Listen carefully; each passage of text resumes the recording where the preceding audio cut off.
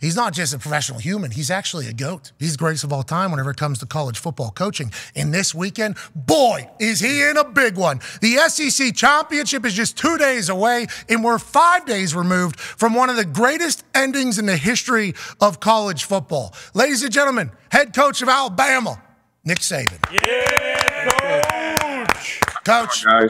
Coach, 2 days away from a massive game, biggest game of the year, obviously, because it's the next game, but it is also for a championship. We apologize for having a little short conversation. It did happen. We have a little adversity here. Capability gap is getting smaller, and we just kind of go right past it. You know what I mean? We put our blinders on, and we go to work. We learned that from you this year, Coach. Yes, sir. Well, this is all about maximizing opportunity. You know, guys have worked hard all year to create an opportunity for themselves, but you got to be able to turn the passion into execution, which takes a lot of discipline, a lot of focus. You got to practice right. And I told the players at the beginning of the week, you got 6 days. This time of the year, everybody's a little beat up, everybody's a little tired, everybody's a little hurt up. And a lot of you guys have played the sport, so you know what I mean when you get into the 13th game of the season. But, you got to take that passion and be able to convert it into great preparation. All right, so that when you get out and play in a game, you got confidence in what you got to do against a really good team. Before we look at this Georgia team that is very good, and I'm sure you've heard what Kirby has said about your quarterback, let's go back just because I haven't had an opportunity to ask you directly about it. 4th and goal from the 31 in the Iron Bowl to end. Are you kidding me? We saw your reaction on the sideline, and he said we work on this. I believe the term name is Gravedigger. Gravedigger is the game. You said immediately afterwards, we actually work on this. When you see this ball flying through the sky towards Bond, Isaiah Bond, at the end of this whole thing, what are you thinking? What are your thoughts? And what did you learn from your quarterback, who seemed to be poised in the biggest moment of the year thus far for your team? Well, it was a great play, no doubt, and it's going to be one that's historical in terms of people remembering, that particular play. But, we've played some crazy games down there, and a lot of them get decided on the last play of the game.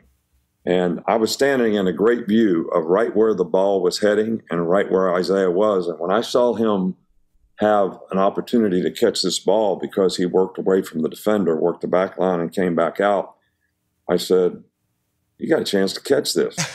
And when they got all those guys in the end zone and there was only 2 guys rushing, it's tough to find an opening, but it was a great throw by the quarterback. It was a great catch, but it was a great job of Isaiah Bond working himself open relative to the design of the play. Yeah, it's going to be remembered forever, much like the kick six is, and the amount of tears. Oh my I don't know God. if you watched clip back. A lot of Auburn crying fans after that one. And there was a couple Alabama fans. We showcased them earlier in the week. Right before that play, there's an Alabama guy with his hat on. He's standing in there, and he says, come on.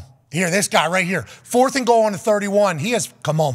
He had faith still in your team, as did everybody on your sideline. It pays off. The Iron Bowl delivers yet again. Let's talk about Jalen Milroe. Kirby Smart was asked about him, and he said, hey, no offense to Tim Tebow. Okay, no offense to Tim Tebow. Anytime you say no offense at the beginning of your thing, what you're saying is this is a tough comparison and this guy may be better. He said 2 different running styles. Then he says Lamar Jackson, he's just bigger, more physical and everything like that. When you hear others talking about the quarterback that you've seen develop this year from being benched to where he is now, how does that make you feel? And what do you think you're going to see from Jalen Milroe this weekend against this Georgia Bulldog defense? Well, I hate to use the term that he was ever benched. I think it was an opportunity to see what other players could do because we struggled a little early in the year. Okay. Because he responded the right way and worked on trying to become a better player at his position to be able to distribute the ball to the players so that they could make plays and not think that he just had to make plays.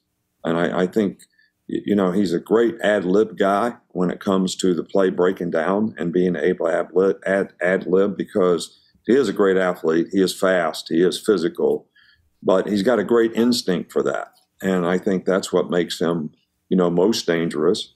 But he's also a good passer, and he's become a very good processor of reading coverage and throwing the ball to the right guy. So all these things have contributed to, his transformation as a player, our transformation as an offensive team, because of the production that we're getting from the quarterback position and the execution we're getting from that position. And I think that's elevated the confidence of everybody on the offensive team. Yeah, I love watching him play. He is so much fun because one weekend he can go for 4 rushing touchdowns.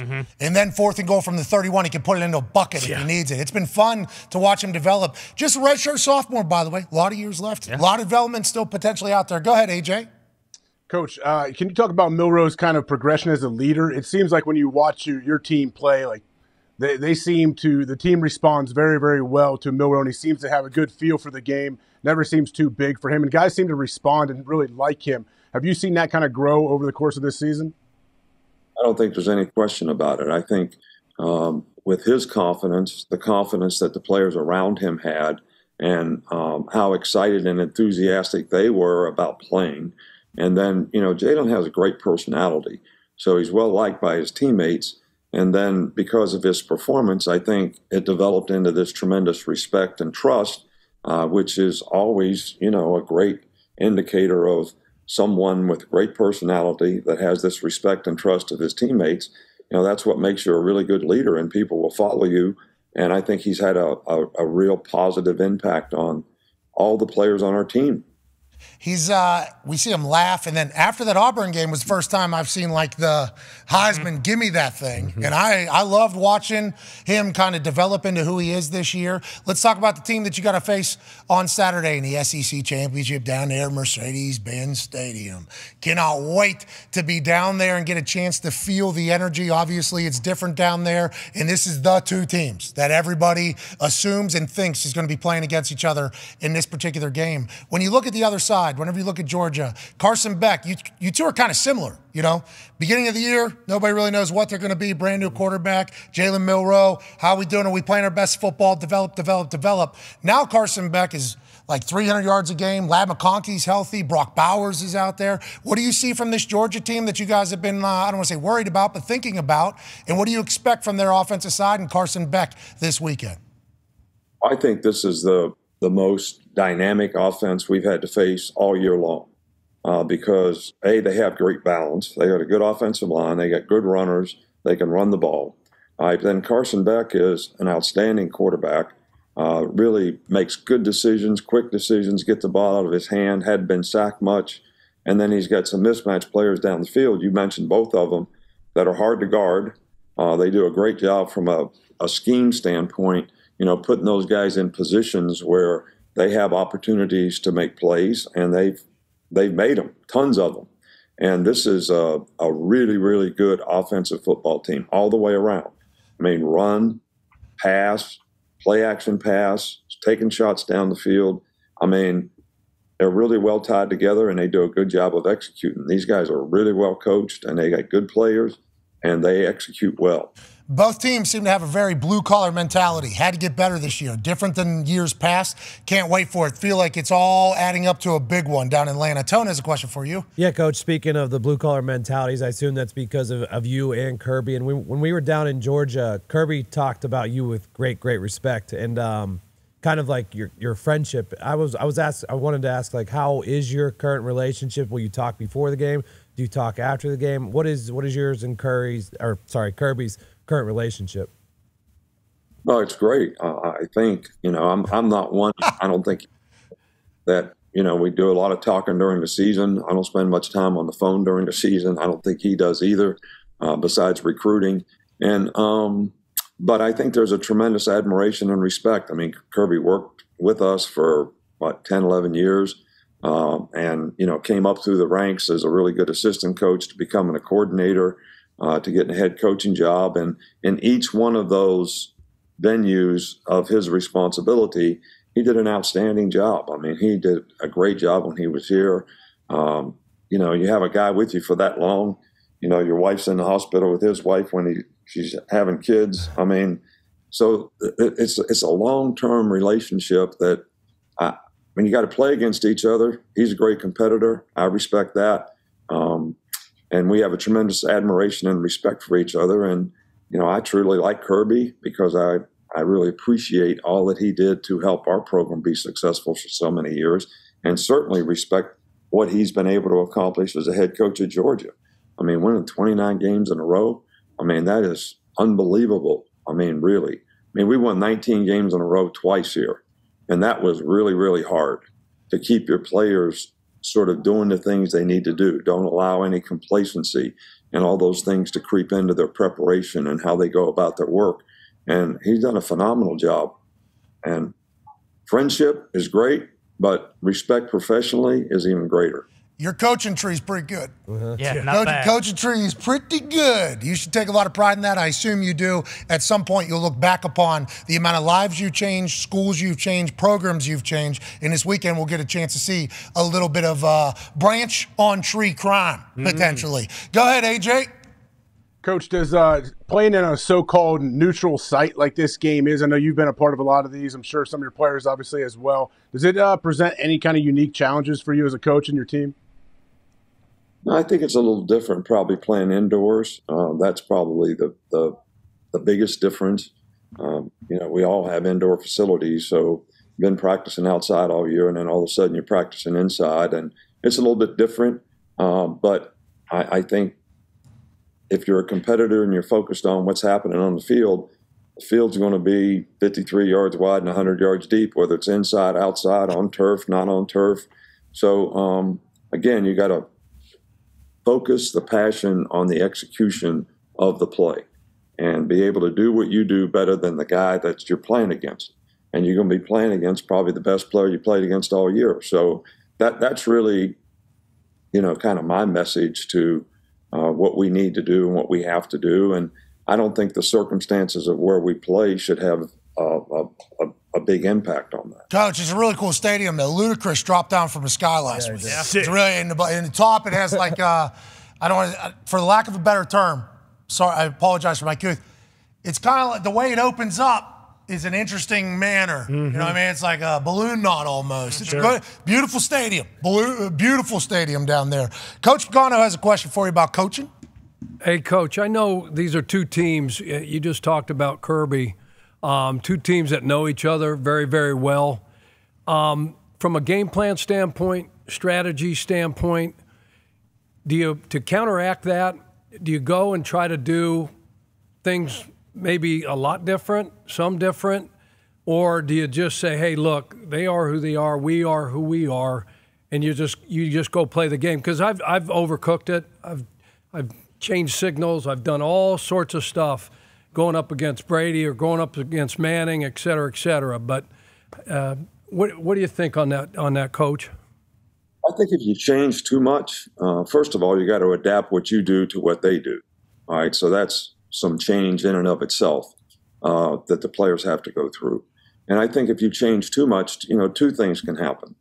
One, the players can look at you and say, why don't you think we can go play well enough in what we know and what we've been doing to be able to execute in this game and do a good job? Why we have to change everything? I mean, so you're dealing with that psychological aspect of it. But the second part of it is you want to put your players in the best position relative to what they got. So you have to tweak some things to be able to do it. And, we all, as coaches, we look at the games that they played and we say they had issues with this, so maybe we should, try to do that. And I think you do a little bit of that, but not more than the players can actually handle in terms of the execution, because you got to adjust this stuff out against everything they might do. And if you want to focus on execution, you may not be able to get that done as well as you'd like to. I think that's my favorite part, and AJ, you'll probably agree to this. This is just another game. This is just another game. With that being said, change everything. Hey, we need a whole new line. It is. Coaches and players are like, wait a minute, what? Okay, this is not another game, clearly. Let's talk about this game. You're going to win another SEC championship, okay? That's the goal. That's the mission. I don't know if you've paid attention to the conversation much outside of that, but if you guys go in there and win, and I'm obviously just 2 years into this entire world and not nowhere near understanding how it works, but learning of it. They're saying you guys win, maybe no SEC representation in the college football playoff. Is that something you've heard? How do you compartmentalize that going into such a big game? And what are your opinions on that even being a real thing that's happening right now? Well, I think, first of all, I haven't paid a lot of attention to it because, we don't really control that. We have no control over that. We have control over how we play, how we execute, how we prepare our team, and that's where our focus is. I think there should be some representation from the SEC, regardless of who wins the game. Absolutely. I think this is one of the best leagues, in the country. And if you're a one-loss team and you play through this league, I think you're one of the best 4 teams in the country. So there's some kind of way there should be representation, some kind of way, because of the league itself and the competition in the league. So, but I don't pay a lot of attention to it because we can't control it, and I don't really want our players to pay attention to it either. I want them to focus on what they have to do to play well and have a chance to be successful in this game and have a chance to win the SEC championship. That's the opportunity they created for themselves. I love that. And I can't wait to talk to you next week, depending upon what happens here. You are the man. Thank you for allowing us to ride this season alongside of you. And good luck to the boys on Saturday in Atlanta. Hey, I appreciate it, but I have one question. Why are we beating up on AJ so bad?